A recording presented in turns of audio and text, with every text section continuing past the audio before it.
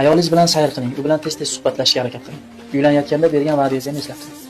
Ayollar faqat biz ota-onalarimizga qarash uchun yoki farzandlarimizni dunyoga keltirish uchun emas, biz uchun, turmush o'rtoqlari uchun o'zligidan, husnidan, borlig'idan kechib biz xonadonimizga keldik. Buni unutmang.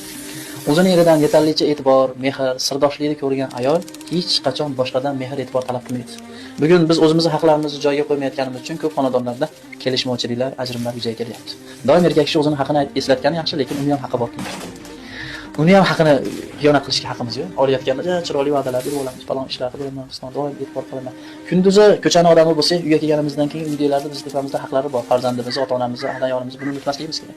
Ko'chada ishlarda deb uydagilarda ayb bo'lmaslik kerak. Charchab kelganman, yana sallar qo'shog'imga qaraymanmi demaslik kerak.